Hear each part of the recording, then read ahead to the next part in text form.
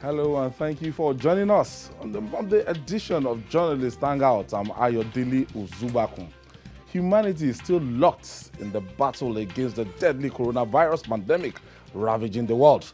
So make your own contribution to fight by staying at home and maintaining social distancing. Today on the program, President Muhammadu Buhari's Chief of Staff, Abba Kyari, buried in Abuja after falling to coronavirus. As number of confirmed cases rises to 627 in Nigeria. I'll be hanging out with Babajide, Kolade-Otitoju and Cyril, Abaku. So if you're ready, let the hangout start now.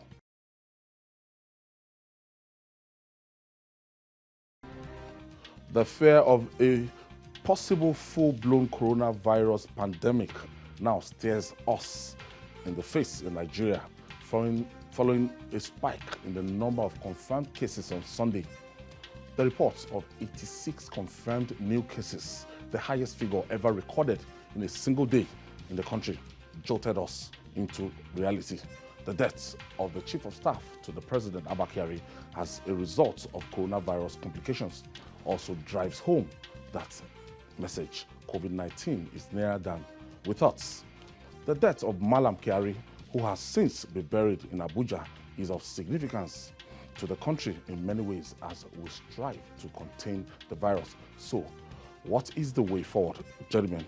Babajide, let me start from you. I remember you telling me some years back, that your first job that you took in your life with the Democrats as a journalist, I think as a sport writer, yes, on the Democrats, that the Abba Kyari was your boss. So yes, tell us about the man, Abba Kyari. Well, Abba Kyari was deputy editor-in-chief of the Democrats at the time I joined them. From the NYC camp, I was writing for the Democrats, and before we came out of the NYC camp, many people in the company had already been familiar with my byline. So, though I was not posted to do my youth service with them, I was posted to Kaduna Polytechnic. I continued to write for them, and when it was time to employ new staff, I was invited.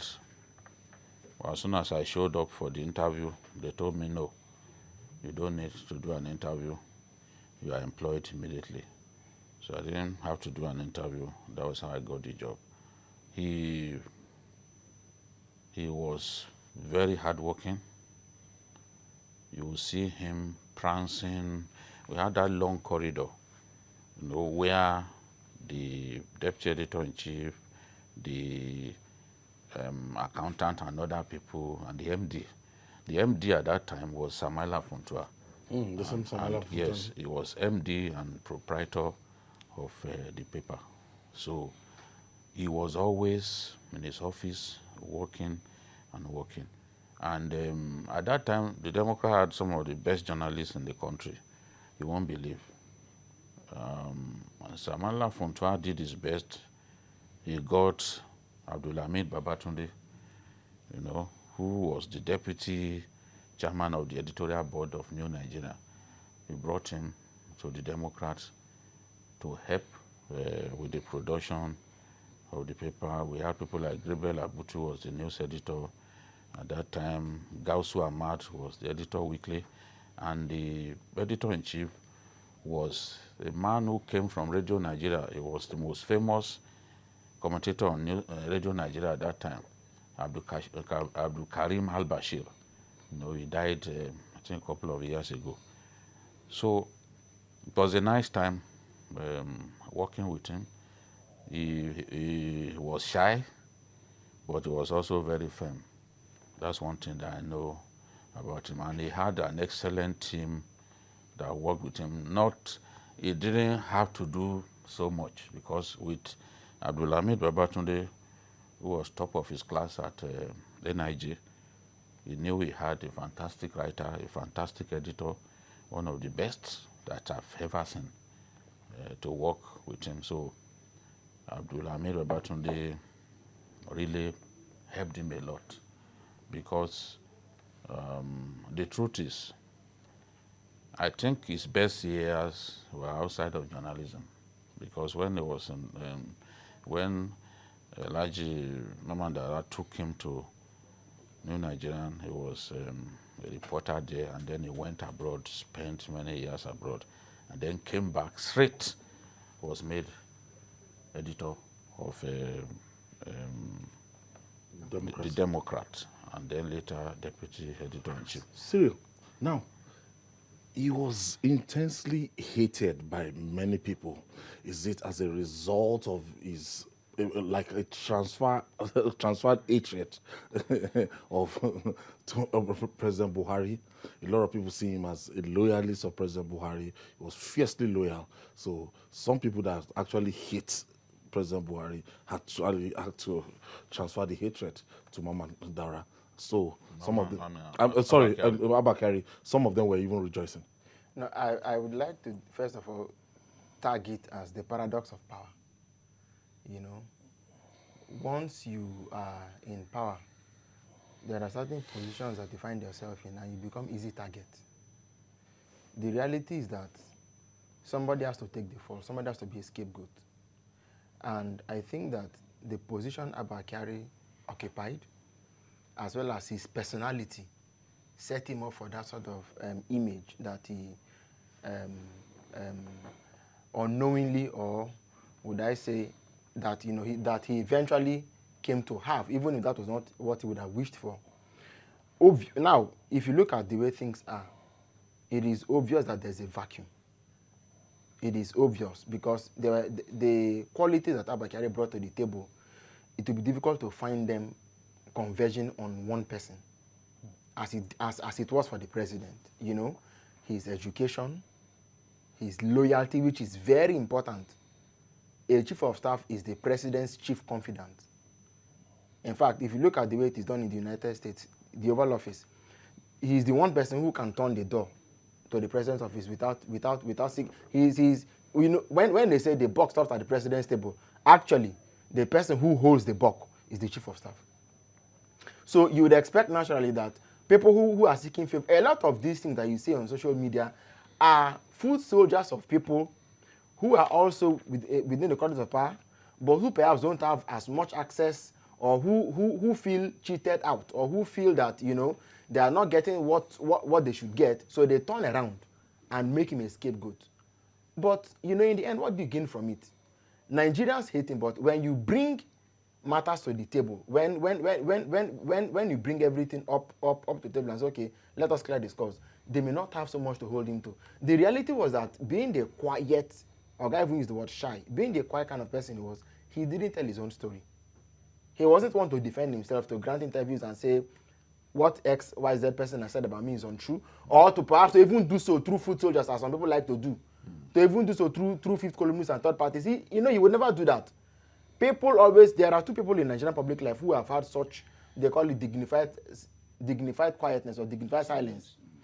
Alex Ekweme was one, Abba Kyari is the other. I don't think we have had people who have been as quiet as these two men in our national life at all. So these are people that, so because of that nature, they set themselves up for a lot of misconstruction, misconception. When the propaganda bullets start flying, they are the easy target. So I think that, you know, now the chips are down, and again, I mean, for fair comment, the office has left is not an office that you can leave vacant for so long, you know, and then there's a scramble. So let's hope that, you know, it is filled up and okay. Abba's legacy is also preserved. Babajide, I want you to give up a kind of build-up. How Abba Kyari didn't just spring up in the presidency. He had a relationship with Mamman Daura, and Mamman Daura is known as a relation of, you know, to Mr. President. Can you tell us the relationship between Abba Kyari and Mamman Daura? Yeah, the truth is, Abba Kyari had been close to Mamman Daura since he left secondary school in 1971. And Mamman Daura, when he was in the Navy, he was a Mamman Daura was a friend of his dad, though they were many years apart, but was his dad's friend. And because Abba Kyari lost his parents early, it was Mamman Daura that literally filled that void and It was like an adopted continued father. to play the role of a father to him. The school where he graduated from is known today in Zaria as Kufena College. That's the school where he graduated from. They wanted him to go into the army, but he could not get into the army. And at that point, Mamman Daura, being a good mentor, decided that, oh, let me look for another way.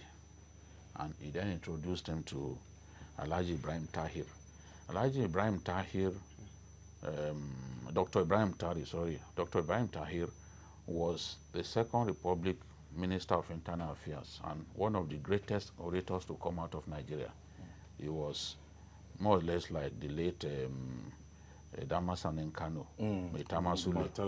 Because his English was excellent, his diction was perfect because he was a lecturer at Cambridge.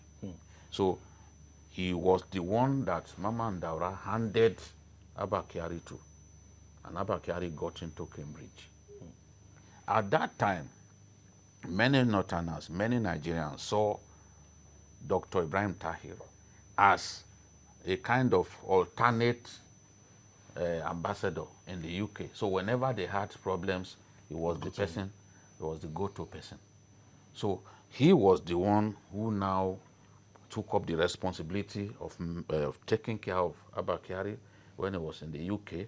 He also played a part in Abba Kyari's marriage because Abba Kyari got married to the younger sister of Dr. Ibrahim Tahir's wife, Haji Akulu, you know. So it's unfortunate that Dr. Ibrahim Tahir didn't really live long, but he was a fantastic politician that every time you felt like listening to him because his diction, his command of the English language was impeccable. And after working in Cambridge for, I think, about 2 decades, he was also at ABU. He lectured for some time. So every major step that Abba Kyari made in his life, Mamman Daura played a part. He was the one who took him to New Nigeria. He was also the one who introduced him to Samaila Issa Funtua, who then took him to the Democrat. Because the Democrat at that time, they had people like Serikin Sudan, that's Shehu Malami, was on the board. The chairman of the board was Philip Asiodu. We had who was Ahmed Joda. They were on the board. So it was Abba Kyari that got him into the Democrat. So my suspicion also is that, yes, the president talks about the fact that he had known Abba for about 40 years. I strongly believe that Abba Kyari also played a part in bringing Mamman Daura. Mamman Daura played a part in bringing Abba Kyari and the president together because the president is also an introvert. He's not someone who mixes a lot, who knows so many people. But Abba Kyari benefited tremendously from the extensive contacts of Mamman Daura.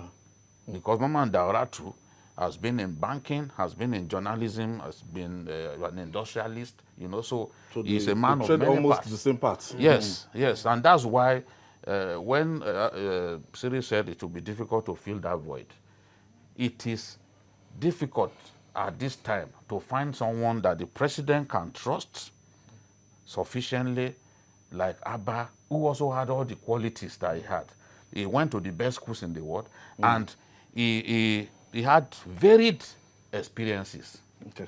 in banking, in journalism, in business generally. Cyril, going through that CV on Saturday morning, and I looked at the Ivy League colleges that he attended, and for most of his, all his tertiary education, all just in Cambridge and Warwick, and sociology, law, you know, Masters of Law and everything. A-levels Abroad. That shows you, you know, sometimes when you want to see, a lot of people will say that some Northerners, when they want to go to school, and they really do They got the full length. Yes, yes. So this says a lot of, Cambridge University is unarguably one of the best in the world. Yes, you know, the reality is that there was some sort of perhaps unwritten philosophy that guided the quest for education in the years before and perhaps maybe 2 decades after independence. This was the generation of Nigerians that were being trained to take over the leadership of their fatherland. The president said that much, that there was no doubt, I think in one part he said that there was no doubt that Abba Kyari, having acquired the best education that he could, there was no doubt that he would come back to use those skills he had learned overseas to develop Nigeria. They don't stay there. Now this is the fact, yes. So this is the point we must come to. You could almost draw a parallel between those who are educated and those who are merely schooled in public life. And those who are actually educated, you could literally count them. You know, it's not just about going to school. It's about that consistent, systematic transformation of the mind, the exposure, the capacity to accommodate contrary opinion, you know, your capacity to think out of the box, to think of things from as many perspectives as possible. The fact is that when you're in public life, you are a manager of not just people but of interests. Not least when you find yourself as the man who is the president's right hand. It is an enormous responsibility.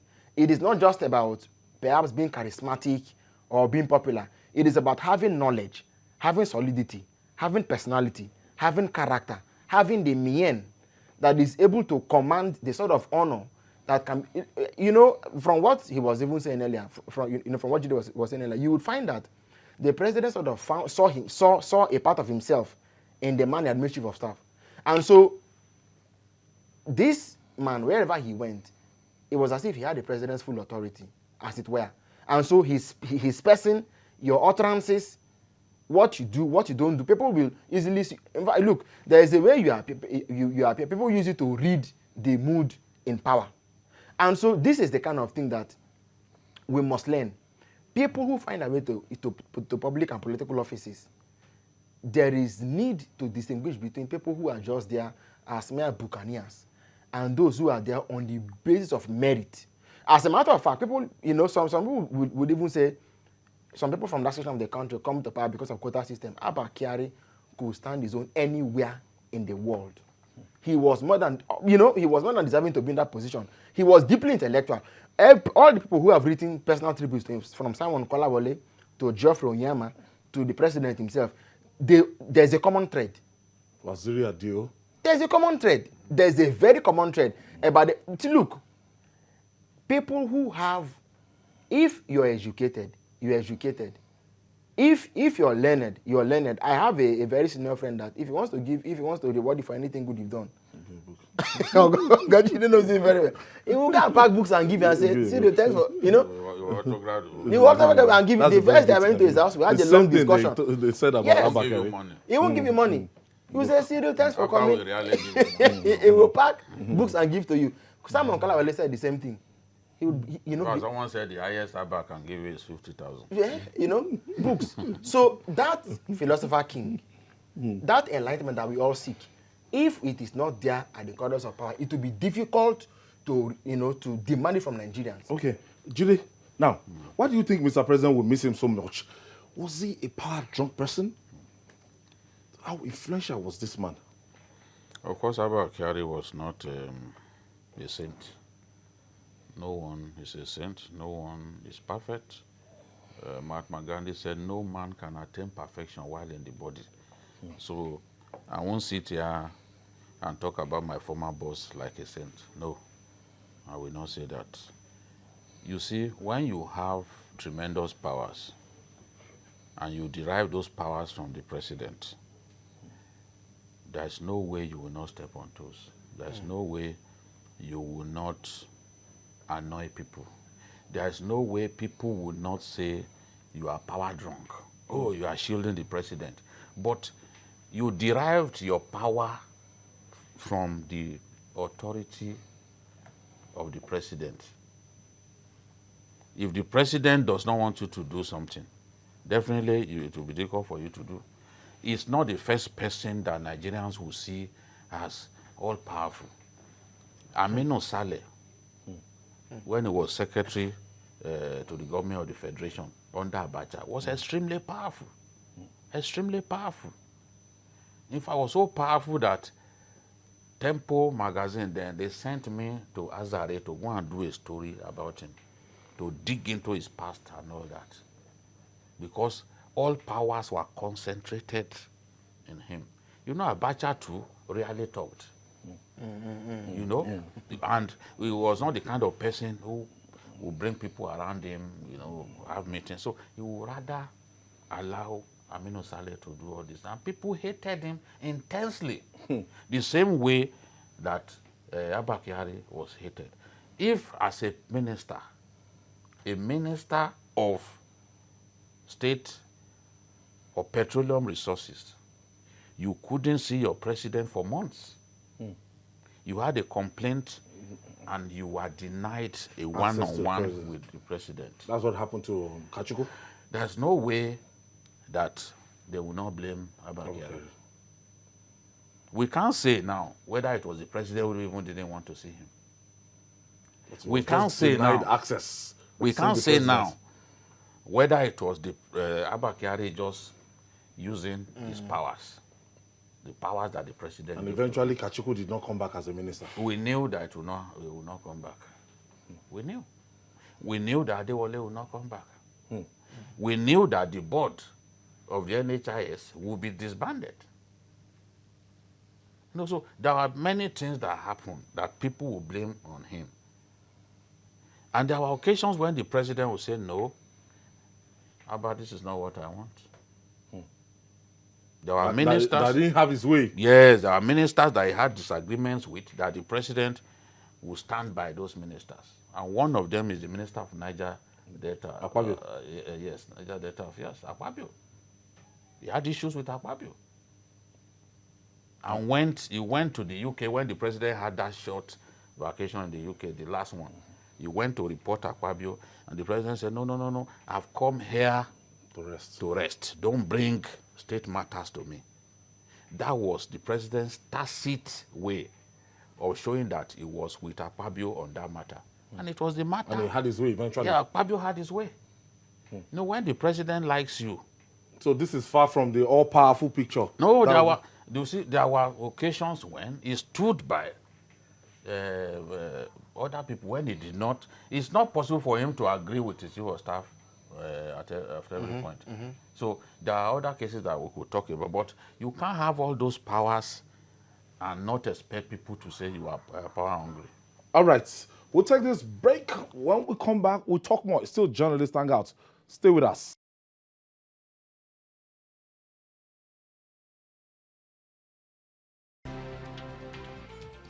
Thank you for joining us. This is Journalist Hangout. We're reaching you live from Television Continental here in our headquarters in Lagos, Nigeria.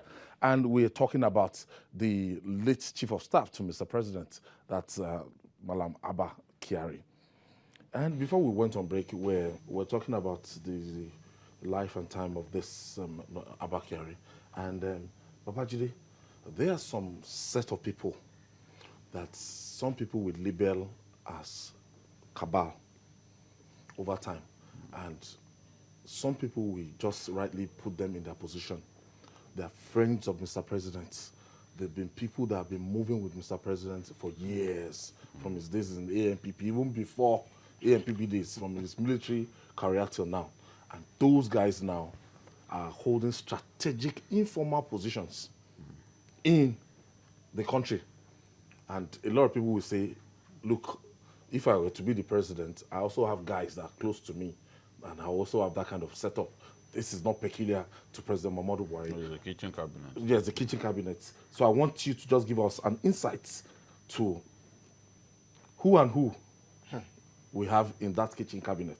You know, before the president moved into politics, there were people who were with him, who believed in what he stood for as a military leader, and who felt that he really caught it as a politician.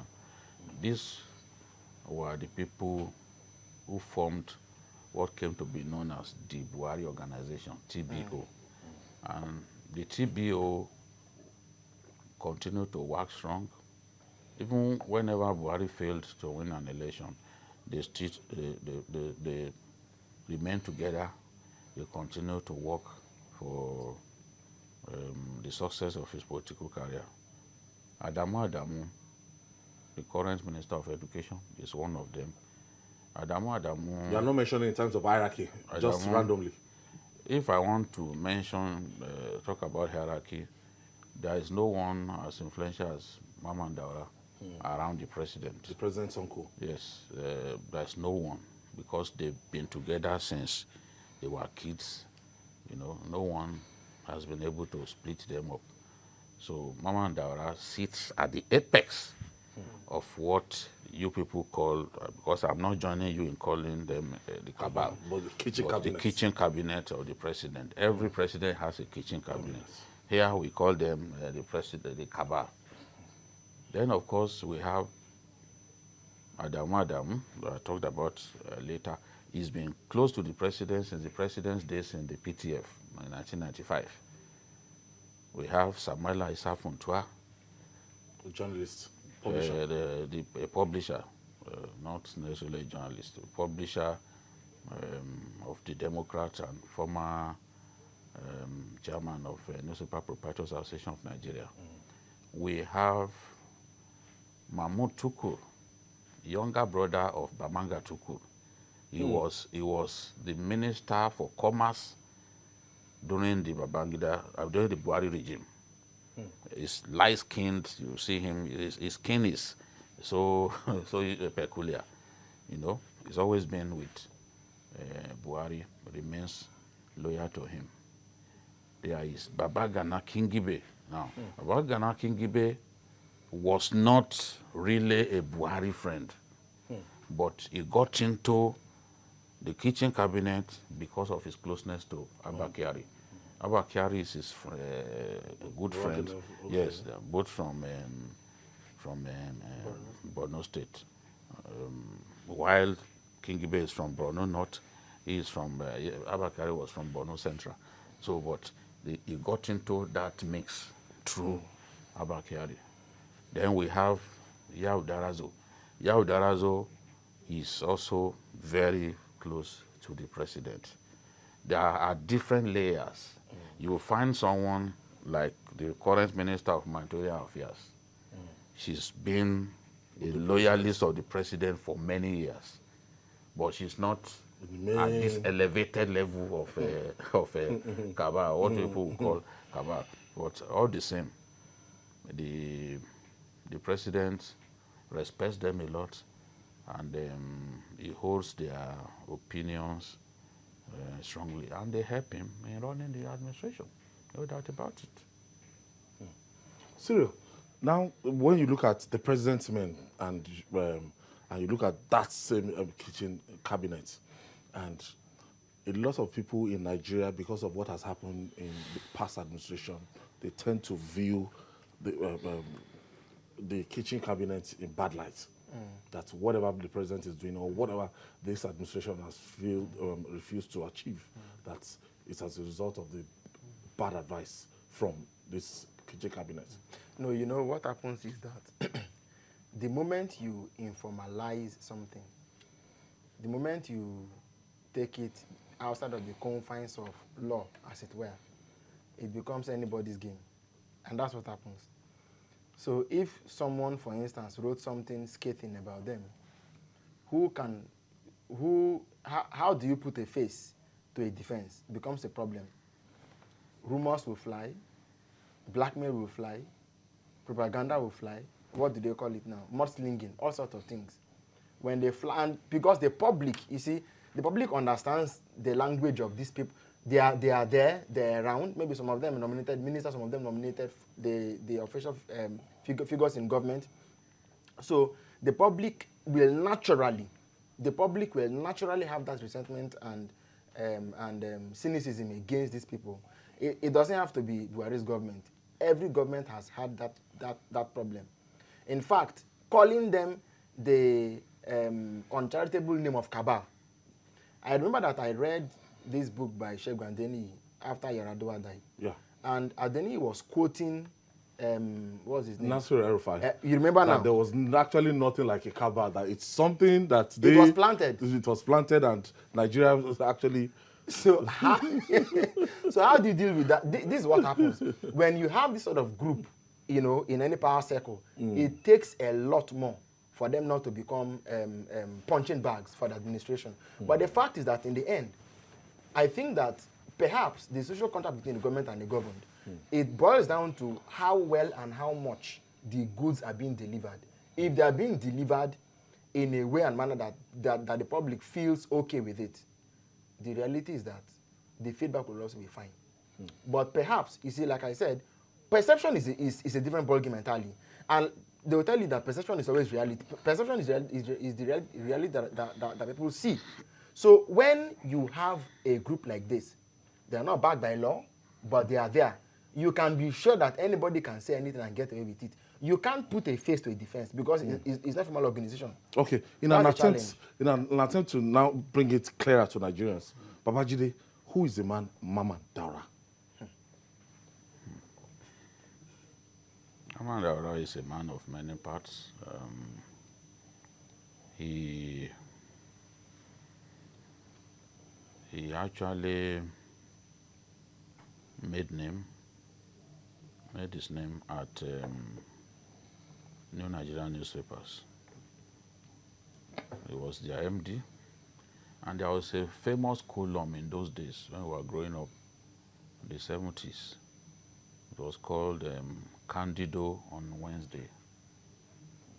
He was the author of that column. There was nobody in the government who did not fear that column because of his extensive contacts. So in writing, and he had a fantastic satirical style. He was a fantastic writer, the elevated style.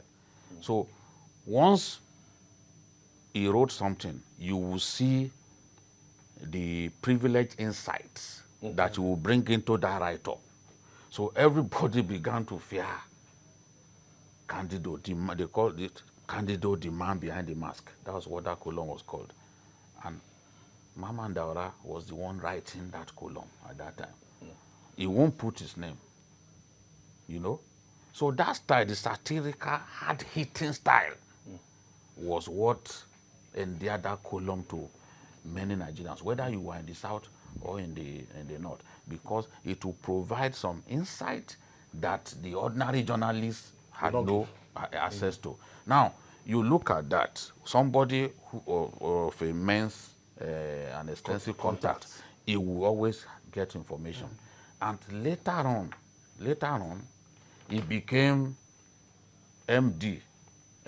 He became a chairman of BCCI after the late Sultan of Sokoto, Sultan Dasuki, vacated that position. It was at that time he brought in the current Minister of Agric, was the MD of BCCI. So he's someone who is a man of power, and he likes to bring people up. He likes to mentor people, make people useful, make people become much bigger than they used to be. So that way you remember that, oh, this person made so person. So that's the sort of person that he is. He had tremendous contact, but he was also interested in bringing people up, making people bigger in the society. And anyone who wants something, who wants influence, because Abba Kyari was like, in inverted commas, was like his boy. So whatever he wanted, Abba Kyari will implement. Because being extremely close to the president, he had that influence, he had the ear of the president, he could get the president to change his mind. Although, as I once said, this president doesn't all the time listen to people, no matter how influential you are. And that's why I gave the example of even Dasuki the other day. Because this Dasuki is an in-law of Mamman Daura. Yet the president allowed him to remain in detention for that long. So, but he's a man of influence. He's been in banking, he's been in journalism, he's been in an industrialist. So, in northern Nigeria today, there is no one as influential as Mamman Daura. He may not be as rich as the Dangotes of this world, but if you have influence, you have everything. And he's the #1 man of influence. Cyril, still talking about the tributes, I want to mention the Minister of Foreign Affairs, Godfrey Oyema, and I was really touched by that his tributes. And as you can see, the picture that they showed on the screen, the way back in Cambridge, yes. And he even went further to say that Mamman was his best man. That means and godfather to his child. I never knew that they were this close. But what does this tell us about the man, Abba Kyari? Abba Kyari is a Northerner, Oyema is from the southeast. And a Catholic. Kyari was a Muslim. In a manner of speaking, we would say that Abba Kyari was someone who had capacity to reach out. They even wore the same pair of trousers. Many years before and many years after. Old school. See the buttons. You could see that one of them was a fashionista. Obviously. Or both. They said they bubbled together. They went around the go town to nightclub. One appears to have had more swag in him.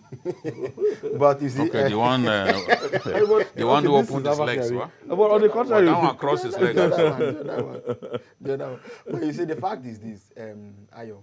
I think that Kyari was a large-hearted person. You know, people who do more than they say, people who will do more to show than they say.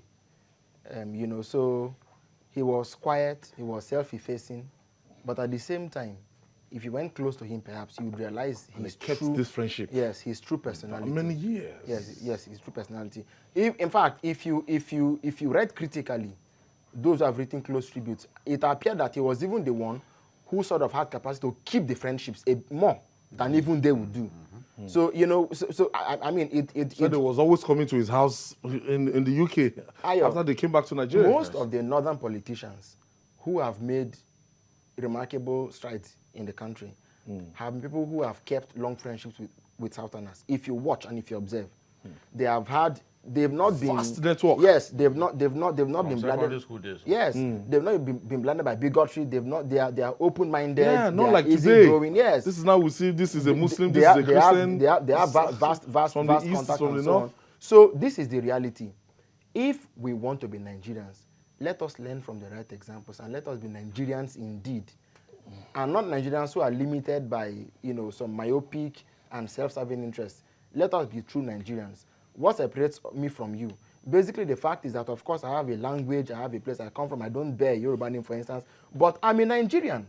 If I see a fellow Nigerian, I should be able to come across and relate with you without preserve. So those things that often inhibit our Nigerianness can be taken away. First of all, if we resolve as individuals, as individual Nigerians, to deal with them at personal levels, at friendship levels. Look, when friendships break down because of tribe and tongue, there's a problem with that. Honestly. Yes, there's a problem with that. It means that there was never really any depth to it. But where there is depth, look at, for instance, Onyema married a lady from Ondo State. Ondo. You know, the former Commonwealth Secretary General, what's his name? Ayoko married a Yoruba. So these things can always happen if the right context is created for them to happen. And it begins with you as a person. If you take Nigeria seriously, for me personally, I've adopted names in almost 10 Nigerian languages. I don't share them publicly, except on very rare occasions. But it's part of my love for my country. Did you want Ari outside Okrika? No, I did not. Okay. But I mean...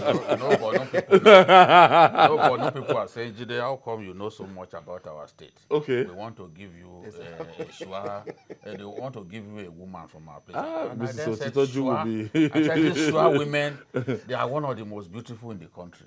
That if you want to give me a Borno person, give me a Shua woman. And they say, okay, Jide, your wish is our command. So the next time I go to the northeast, I'm not likely to come back alone.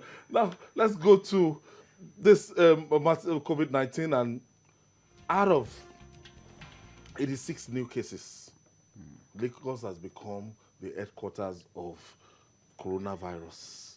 70 in a single day from Lagos. 7 in Abuja, 3 Katsina, 3 Akwa Ibom, 1 Jigawa, Bauchi, and Borno. Gentlemen, there's fire on the mountain. Well, 70 in a single day. I'll be 86 in a single day. The NCDC DG said something. He said this thing will go around all the states. Today,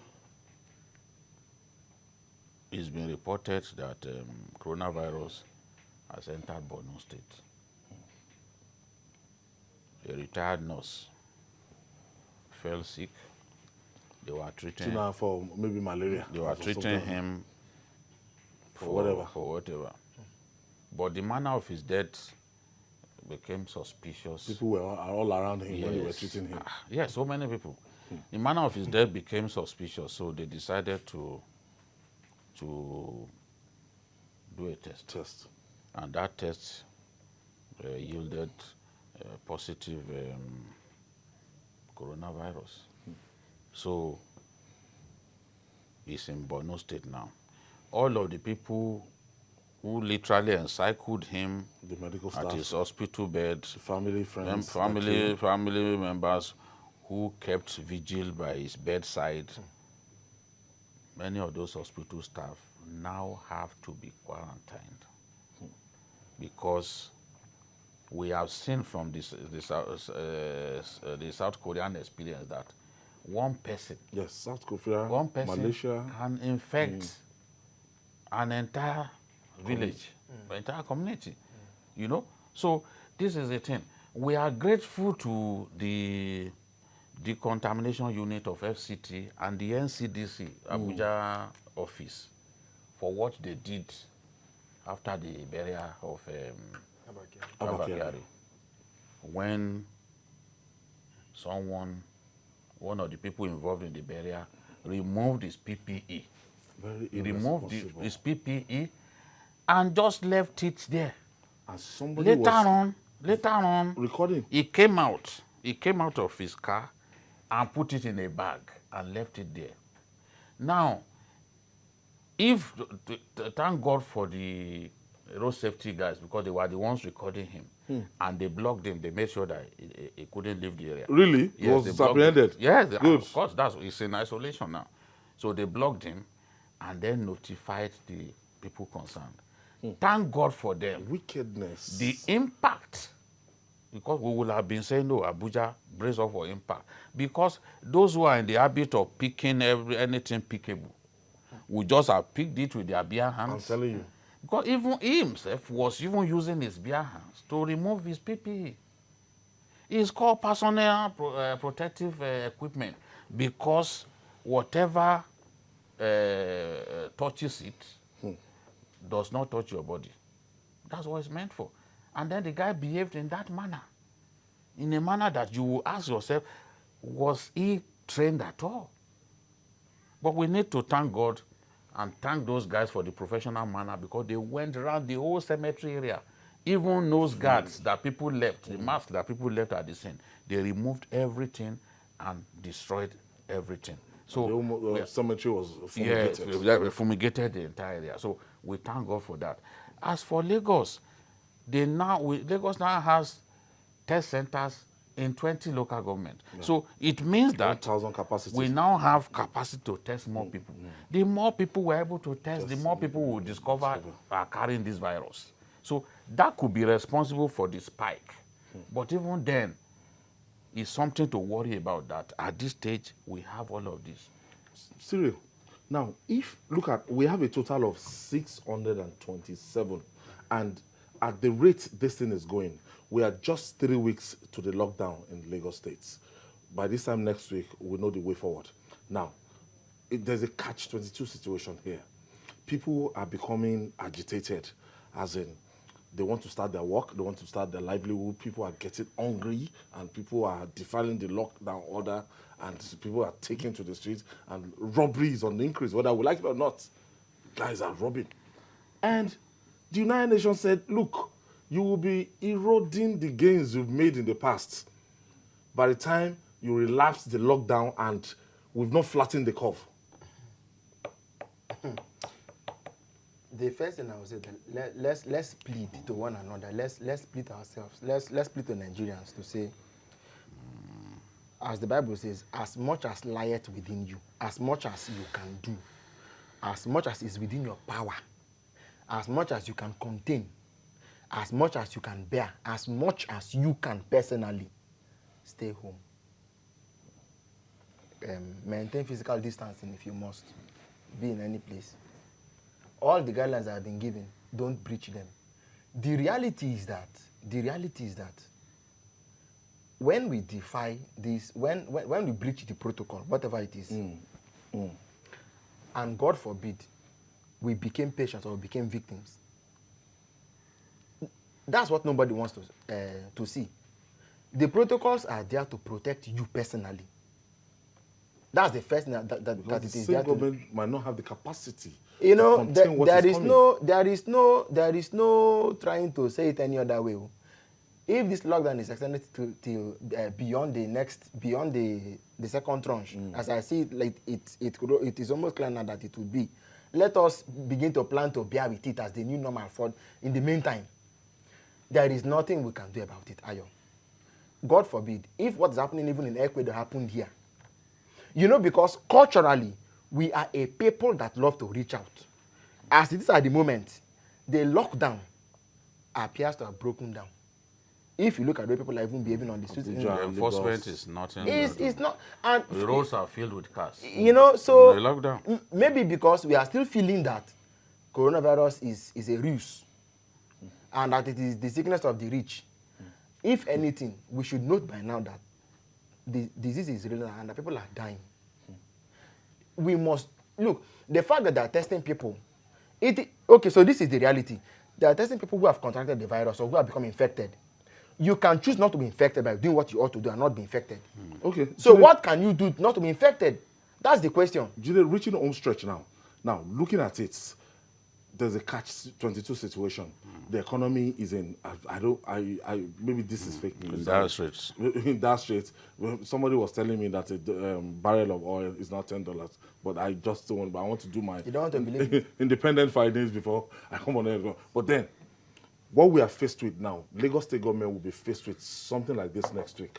Now, going by this figure, the way Lagos State is running like Usain Bolt in terms of the way they are adding to the number, they are discovering more affected people. If they are faced to take a decision, come this time next Monday, maybe to relax the lockdown or to continue with the lockdown. And by that time, I'm afraid we would have been doing 1,000 something. Well, I think that it's inevitable. It has to be extended, but it must be enforced better. The roads are clogged with cars now. And what the security agents are simply doing is just allow them to pass. Stop people who have no business. Money. Stop people who have no business being on the road. You are not there simply to take money from people and let them go. No. You are endangering your lives and the lives of the rest of us. So this is the thing. I said earlier that Lagos State has 20 local government test centers. No, they're actually sample collection centers that Lagos has. So I regret that error. But at least now they can take samples. So that is why it is rising. but it's also dangerous. And I'm happy that the people who attended the chief of staff's burial, and so they were careless in the way they were behaving there. You know, some of them with bare hands and all that. I'm happy that they have been taken into isolation. So, and even villa workers that are there or villa aides that are there, they're told not to come to the villa. Precautionary. Don't go and infect days. the president. Don't go and infect the president. If you infect the president, you are in trouble. So, this is the thing. Let us, all these drastic measures, draconian measures that we are put in place, we need to implement them. We are in a wartime. People should see that we are at war against this disease. We should not relax. Somebody told me that in Kano they are playing a competition in Corona Zabe that they called it a Corona Cup. And you saw a huge crowd of people watching and playing football. So if it is really true, and my friend, yes, Corona Cup, they want to show that there's no Corona in Kano. There's nothing like Kano. So my friend has said, look, that in the city center, that people are behaving like there's no lockdown, but in some areas, yes. They need to enforce it everywhere. That is our saving grace. If they don't do that, we'll be in trouble. Okay. No, see, the video has gone viral. But you know the problem, you can't say whether the video is current, recent one. By tomorrow, we'll be able to confirm. So once we confirm, then we can talk about it. So. Cyril, Abaku, thank you for your contribution. Thank you. And the maestro himself, thank you for that enlightenment. Thank you so much. Mamman Daura, Abba Kyari, and members of the president's kitchen cabinet. Yes. We call them the president's men. And some people will decide to call them the cabal. The cabal. So people are there. And that's our offering today. Join us tomorrow for another episode of the program on What Journalists Hangout on our platform shown on the screen. We're on YouTube, youtube.com/TVC News Nigeria. Our feedback channel is Journalist Hangout at tvcnews.tv. I'm Ayodele Ozubakun, begging you to stay safe and to stay at home.